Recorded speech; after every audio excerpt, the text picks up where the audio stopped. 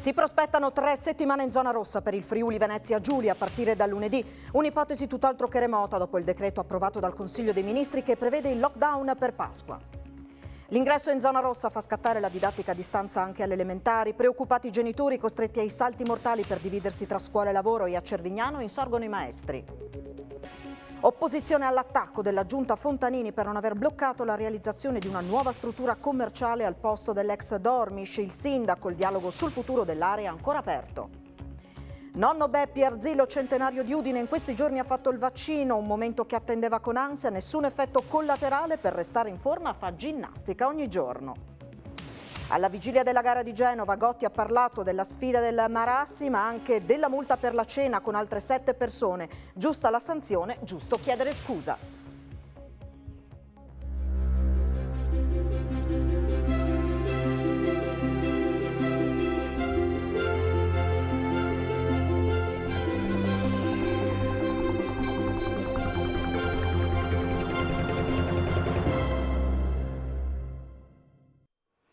A tutti voi buonasera e ben trovati a questa edizione del telegiornale di Telefriuli.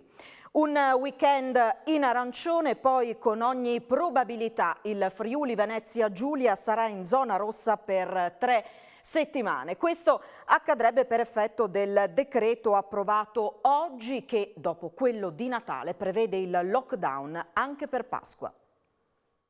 Friuli Venezia Giulia in lockdown fino a dopo Pasqua. È ragionevole pensare che sia questo lo scenario che si prospetta a fronte del decreto approvato oggi dal Consiglio dei Ministri che blinda le prossime festività. L'esecutivo Draghi ha stabilito che dal 3 al 5 aprile le misure previste per la zona rossa siano applicate a tutto il territorio nazionale, ad eccezione delle regioni in zona bianca. Da lunedì 15 marzo e per almeno 2 settimane il Friuli Venezia Giulia sarà in fascia rossa. Resterebbe una manciata di giorni per arrivare al 3 aprile, verosimile che di cambio colore si parli per la nostra regione dal 6 aprile in poi. Il decreto legge varato dal CDM con le nuove misure anti-Covid prevede che dal 15 marzo al 6 aprile le regioni con un numero settimanale di casi superiori a 250 ogni 100.000 abitanti passino automaticamente in zona rossa. Dal 3 al 5 aprile sarà possibile spostarsi all'interno della propria regione verso una sola abitazione privata, una volta al giorno, massimo 2 persone, oltre ai figli fino a 14 anni. Nel periodo dal 15 marzo al 6 aprile, ad eccezione dei giorni di lockdown pasquale, tutte le regioni in giallo passeranno all'arancione e sarà possibile una visita al giorno verso un'abitazione privata, ma solo all'interno del territorio comunale. In queste giornate lo spostamento non sarà invece permesso nelle zone rosse, salvo che non vi siano ragioni di lavoro, salute o necessità. Il governo ha abbandonato la strada del DPCM scegliendo quella del decreto legge, che sarà subito in vigore ma dovrà essere convertito in legge dal Parlamento entro 60 giorni. Sarà sempre un'ordinanza del Ministro della Salute ad istituire la zona rossa. Non sarà considerato più solo l'indice di trasmissibilità, ma anche l'incidenza settimanale dei nuovi contagi. Con RT superiore a 1,25 e con più di 200 casi per 100.000 abitanti, il passaggio nella fascia con maggiori restrizioni sarà automatico. Le regioni in zona arancione potranno portare in fascia rossa le aree del proprio territorio in cui dovesse essere superata la soglia dei 250 casi settimanali per 100.000 abitanti o, nel caso di presenza di varianti, tale da richiedere misure più restrittive. Nel decreto sono previsti 290 milioni per i congedi parentali anche retroattivi dal 1 gennaio scorso. In alternativa al congedo è previsto un bonus babysitter. Il presidente dell'Istituto Superiore di Sanità, il friulano Silvio Brusaferro, ha fatto sapere che in Italia la curva dei contagi sta crescendo per la 6ª settimana consecutiva, mentre in altri paesi europei si assiste ad una decrescita. Sono consapevole che le misure di oggi avranno conseguenze sull'istruzione dei figli, sull'economia e sullo stato anche psicologico di tutti noi. Sono necessarie per evitare un peggioramento che renderebbe inevitabili provvedimenti ancora più stringenti. Lo ha detto il Premier Mario Draghi oggi in visita al centro vaccinale di Fiumicino.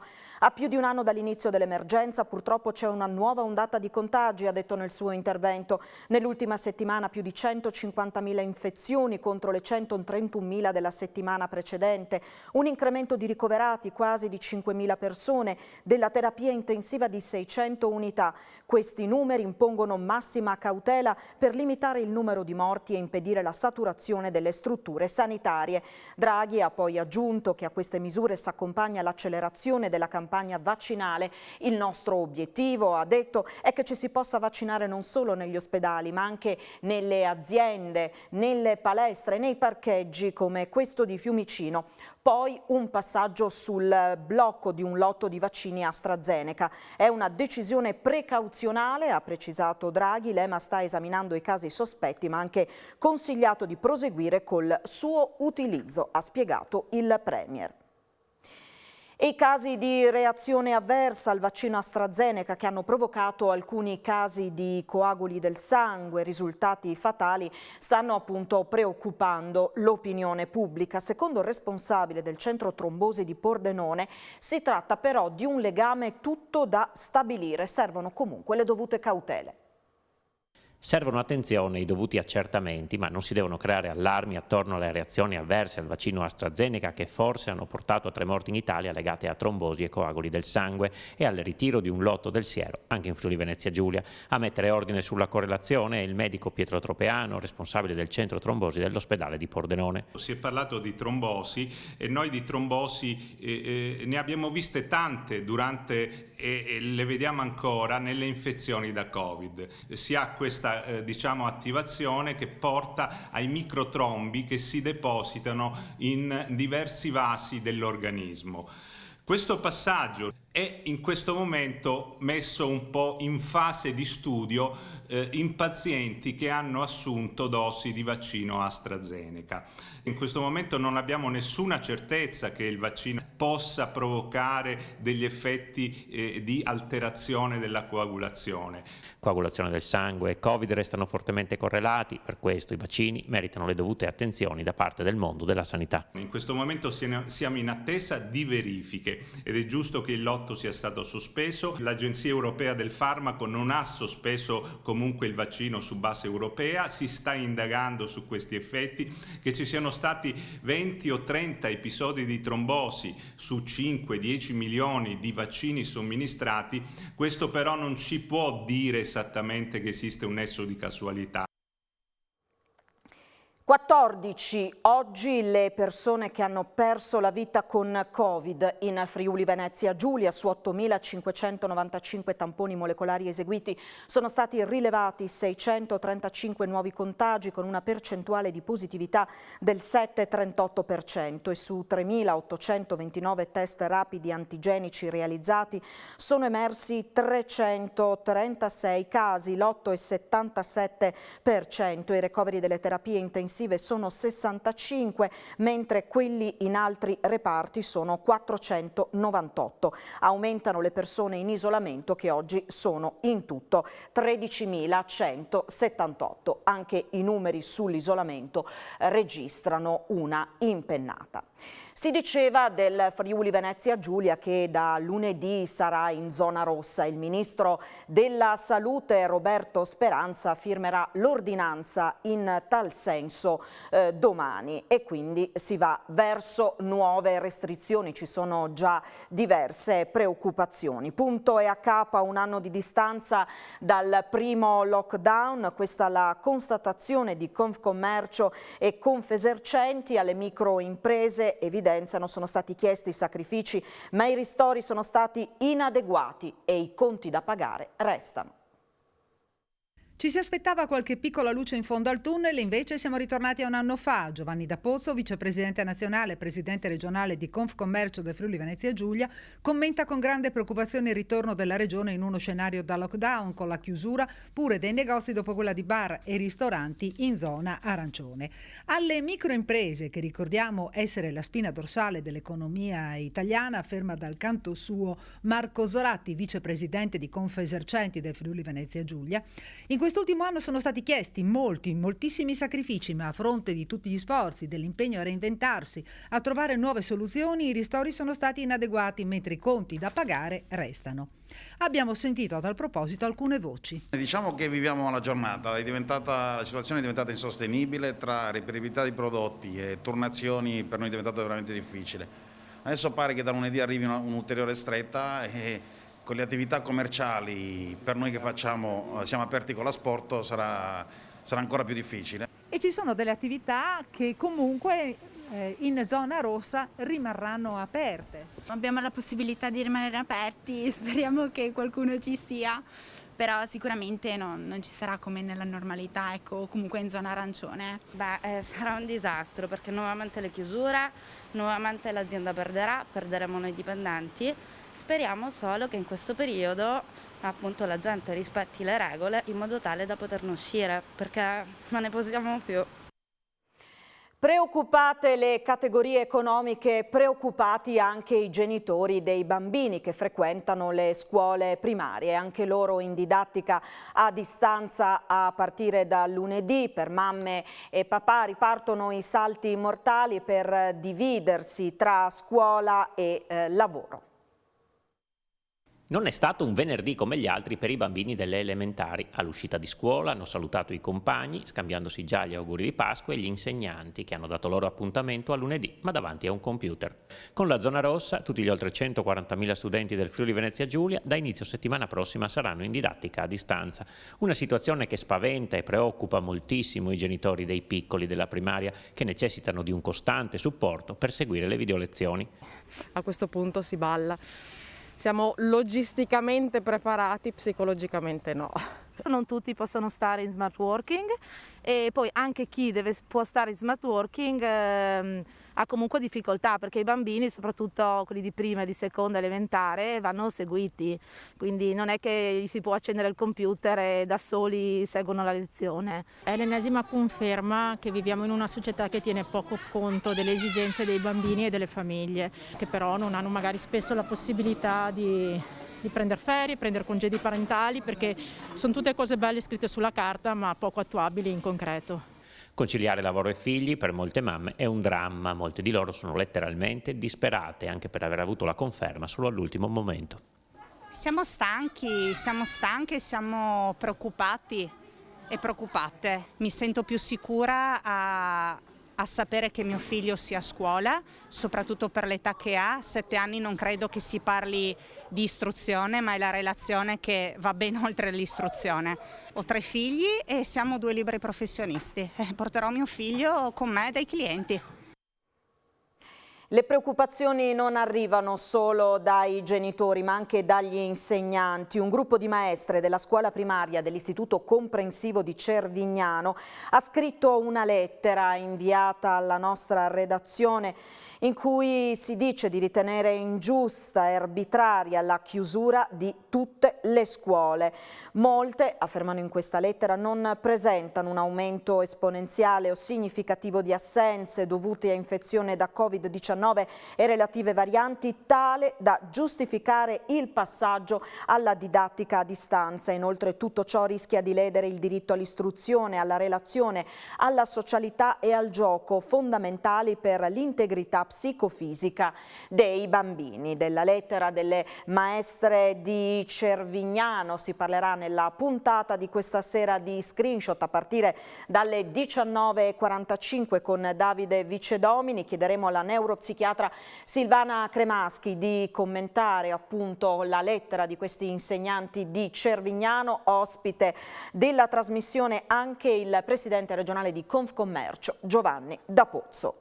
E tra le tante difficoltà che le famiglie riscontrano in questo periodo ci sono anche quelle legate agli isolamenti forzati. Vi proponiamo adesso la testimonianza di una famiglia di Buia che si è ritrovata in quarantena ma che ora ha difficoltà nel vedersi riconoscere la malattia attivata dal medico curante con indicazione del Dipartimento di Prevenzione. Io e mio marito abbiamo un positivo in casa. Mio figlio, che è risultato positivo il 6 marzo. Da lì abbiamo chiamato il Dipartimento di Prevenzione e ci hanno detto assolutamente che dovevamo fare quarantena e poi successivamente il tampone. Abbiamo aspettato la chiamata del Dipartimento e niente, per 2 giorni. Alla fine abbiamo chiamato noi perché il datore di lavoro di mio marito chiedeva cosa doveva mettere, se malattia, se non malattia o cosa. Abbiamo richiamato il Dipartimento con un'attesa lunghissima. Ci hanno risposto sì, dovete fare assolutamente malattia, che poi il Dipartimento, quando vi chiamerà, farà la carta per poi la malattia della quarantena. Mercoledì scorso il Dipartimento risponde che effettivamente noi non dobbiamo né fare quarantena e tantomeno il tampone, perché mio figlio è stato in isolamento da 10 giorni. Noi abbiamo spiegato che ogni giorno c'è una versione diversa, ogni giorno, e non si può, perché alla fine adesso la malattia a mio marito non viene pagata, perché loro non ci hanno preso in carico, però la malattia ci hanno detto loro di farla. Ed ora la cronaca. A Borgo Stazione, la zona del Castello a Udine, sono state passate ieri al setaccio dalle forze dell'ordine in un'operazione antidroga, oltre 30 le persone indagate. AFCA 2019 e Magnolia 2018 fase 2. I nomi delle indagini che hanno portato alla vasta operazione di ieri in Borgo Stazione e in Castello a Udine, condotta dal nucleo investigativo del Comando Provinciale dei Carabinieri e della Squadra Mobile della Questura, sotto la direzione del sostituto procuratore della Repubblica Giorgio Milillo. Nel mirino un'organizzazione criminale di prevalente matrice afghana e pakistana dedita allo spaccio di sostanze stupefacenti e immigrazione clandestina. Le indagini hanno permesso di raccogliere elementi di responsabilità penale nei confronti di oltre 30 persone, tra cui, oltre a quelle di nazionalità estera, figurano anche 5 italiani. Ieri è stata data esecuzione a quanto delegato dall'autorità giudiziaria a conclusione delle attività investigative avviate nei primi mesi del 2019. In mattinata applicate le misure cautelari nei confronti di alcuni cittadini stranieri, con perquisizioni personali e locali nei confronti di 12 indagati, con partecipi a vario titolo di attività connesse allo spaccio di droga e favoreggiamento dell'immigrazione clandestina. Nel pomeriggio i controlli per l'identificazione di persone che gravitano in Borgo Stazione, monitorati 300 tra uomini e donne, arrestato uno straniero, denunciate a piede libero 16 persone, sequestrati circa 70 grammi di hashish, marijuana, cocaina ed eroina. I militari del NAS e del NIL hanno accertato poi violazioni amministrative per 7.000 euro e controllato 3 esercizi pubblici gestiti da cittadini stranieri, riscontrando violazioni in materia di Covid. 2 cittadini, un colombiano e un tunisino, sono stati poi muniti di decreto di espulsione perché irregolari sul territorio nazionale. Il recupero dell'area ex Dormish accende la polemica, opposizione all'attacco dell'amministrazione comunale. Si poteva fare un qualche cosa di molto più importante, un vero centro culturale dedicato all'arte, alla scienza, al servizio degli studenti del centro studi, al servizio di tutta la città. Potevano esserci 1000 cose al servizio della cultura e della scienza della città. Purtroppo avremo un altro supermercato, un'altra area commerciale in un posto dove siamo ormai saturi di questo tipo di offerte. Questa cosa di fare le cose nella maniera più semplice possibile, cioè accontentare il privato senza nessuna trattativa e senza nessun pensiero dietro, è tipico di questa amministrazione. L'amministrazione precedente ai privati ha detto no, perché era poco e non bastava evidentemente a servire questa parte di Udine in maniera qualificante e adatto al rango del prestigio della nostra città. C'era da mettere in piedi una trattativa che non è stata messa in piedi per pigrizia o per incapacità, a questo punto dico io, perché ormai in città quando c'è da sistemare uno spazio fisico si abbattono alberi, si fanno rotonde e a questo punto si fanno anche supermercati. Pronta la risposta del sindaco di Udine, Pietro Fontanini, il quale afferma tra l'altro che il dialogo sul futuro dell'area è ancora aperto. Il piano regolatore comunale l'hanno fatto i miei predecessori. Il proprietario ha fatto una proposta, ha detto di ridurre la capacità edificatoria per quanto riguarda il commerciale e ci ha chiesto se accogliamo questa proposta che ci ha fatto. Gran parte degli edifici verranno demoliti, si farà un parcheggio, una parte verrà destinata a attività commerciale. Non è una superficie comunale, la destinazione urbanistica del piano regolatore è zona H. Zona H significa zona commerciale, quindi il proprietario dell'area pensa di fare qualcosa di commerciale. Non può l'amministrazione imporre a un libero cittadino, a un proprietario di un sedime e dirgli cosa deve fare. La cosa non è stata ancora approvata, stiamo valutando, quindi verrà esaminato dagli uffici e poi vedremo, insomma, decideremo assieme. Enrico Letta oggi ha fatto il primo passo ed è partito col piede giusto. Ora andiamo avanti a costruire insieme un PD davvero unito e forte. Lo scrive su Facebook la vicepresidente del Partito Democratico Deborah Serracchiani in merito alla candidatura di Letta alla segreteria del partito. Dopo 5 anni e 2 mesi d'attesa è stato liberato dalle transenne il parcheggio di via Baldasseria Media a Udine. Mercoledì sono state tolte le barriere che impedivano l'accesso all'area di sosta posta di fronte a 3 edifici scolastici del quartiere di San Pio X, l'asilo Nido Cas, la primaria Alberti e la scuola dell'infanzia dell'istituto comprensivo IV.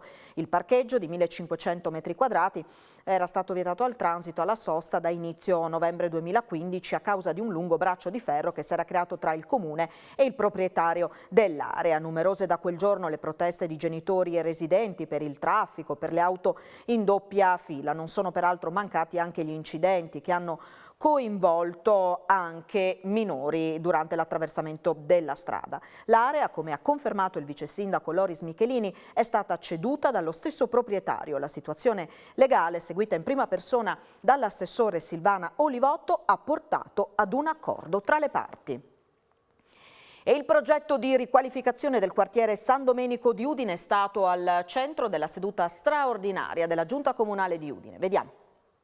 Incontro straordinario oggi della Giunta Comunale di Udine per approvare la documentazione necessaria per concorrere al programma nazionale innovativo Qualità dell'abitare, con lo scopo di ottenere finanziamenti per riqualificare il quartiere di San Domenico. Gli edifici attuali sono molto vetusti, datati, non adeguati dal punto di vista sismico e dell'efficientamento energetico. L'intervento è un intervento importante che riguarda ben 16 edifici, uno di proprietà Atter, e appunto la collaborazione con Atter è stata fondamentale per rintracciare il quartiere di riferimento e concorrere appunto a questo programma ministeriale. Le famiglie interessate sono insomma più di 100, sarà sicuramente un intervento per fasi perché l'intervento è molto lungo, di demolizione e ricostruzione, infatti si chiama Abitare Udine, quartiere di San Domenico, comunità al plurale 2030. Se non risultiamo vincitori è sicuramente un'idea progettuale che speriamo che poi la Regione ci possa comunque dare un contributo. Il tema del verde che verrà messo a sistema. E cito anche il tema dell'efficientamento energetico, ci saranno ad esempio dei pannelli solari e anche la qualità abitativa, quindi sarà rivista interamente.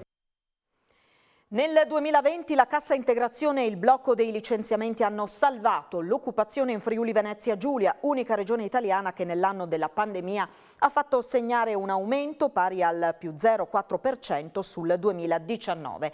Il dato è emerso dall'indagine IRES FVG su dati Istat rielaborati dal ricercatore Alessandro Russo. Con 513.600 occupati il Friuli Venezia Giulia ha registrato una crescita di 2.100 unità rispetto al 2019. Il punto vendita Carrefour di Tavagnacco passa di mano al Conad. Da tempo se ne parlava, al fin dunque è stato siglato l'accordo di cessione del Carrefour di Tavagnacco al Conad. Tutti i 67 lavoratori saranno traghettati nella nuova realtà, è quanto emerso dall'incontro con i sindacati, che oggi hanno convocato i lavoratori, i quali esprimono preoccupazioni sulla possibilità di essere trasferiti in altre sedi. per come è organizzata Conad non abbiamo ben chiaro chi da subito prenderà la proprietà, il controllo, la gestione quindi del supermercato. Per quanto riguarda tutta la struttura, avete notizie? Noi abbiamo più volte chiesto il contatto con il fondo proprietario del centro commerciale, siamo stati ricevuti anche in passato dal sindaco di Tavagnacco che ci aveva un po' presentato qual era il progetto, però il contatto diretto col fondo non l'abbiamo mai avuto. La nostra volontà sarebbe stata anche quella di fare un accordo di sito, sindacale di sito, anche per garantire poi eventualmente il posto di lavoro ai lavoratori che comunque operano all'interno del centro commerciale e che magari dovranno cambiare sigla, azienda o insegna dal punto di vista lavorativo. In questo momento la certezza è il supermercato, i lavori comunque di ristrutturazione sono cominciati e quindi aspettiamo e attendiamo di avere notizie. Dopo i festeggiamenti per il suo compleanno, per i suoi 100 anni, siamo tornati a Udine, a casa di nonno Beppi, che ha finalmente fatto il vaccino anti-Covid, lo attendeva con ansia e racconta di non aver avuto nessun effetto collaterale, anzi per mantenersi in forma ogni giorno fa attività fisica, fa esercizi in casa, vediamo. Respira. Magari a volte a livello di prestazioni non darà molto nell'occhio. Bravo. Però Nando, ancora 3. 1. 2. È ben felice di aver fatto il vaccino anti-Covid nonno Beppi, l'arzillo centenario originario di Mortegliano e residente a Udine, che vive solo, in piena autonomia, in piena salute e che guida ancora la macchina. Eravamo andati a trovarlo quando ha spento le sue prime 100 candeline il 22 gennaio scorso, attorniato dall'affetto del figlio e delle nipoti. È proprio una di loro, kinesiologa, che si sta occupando in questi giorni dei suoi esercizi quotidiani per restare in forma. Nella sua lunga vita è stato anche prigioniero di guerra, arrivando a pesare poco più di 38 kg. Nonno Beppi attendeva con ansia il vaccino, non ha avuto nessun effetto collaterale dopo l'inoculazione, confermandosi un centenario di ferro. E dopo un centenario un neonato, doglie nel cuore della notte, così il papà del nascituro mette in moto l'auto per accompagnare la compagna che sta per partorire all'ospedale. Parte da Buia diretto a San Daniele, ma a metà strada le contrazioni si fanno sempre più forti. Il papà chiama il 112 e un operatore dal telefono lo guida per aiutarlo a far nascere il bimbo in auto. Quando arriva l'automedica ormai è quasi fatta. Il medico ha aiutato la madre nell'ultima spinta ed è così che è nata una bella bambina. Sta bene ed è stata portata in ospedale al Santa Maria della Misericordia di Udine. Domani è sabato di campionato per l'Udinese di Gotti a FVG Sport. Tra pochissimo sentiremo le parole del mister alla vigilia della trasferta a Genova. Non parla solo di calcio ma anche della multa dopo una cena con amici. Ho sbagliato, giusta la sanzione, giusto anche chiedere scusa. A FVG Sport si parlerà anche di dilettanti, poi di basket, della terza medaglia per la sciatrice friulana Marta Martini. E dopo lo sport, come sempre, l'appuntamento con le previsioni del tempo a cura del nostro Antonino Renda. Grazie per averci seguito fin qui e buon proseguimento di serata. Arrivederci.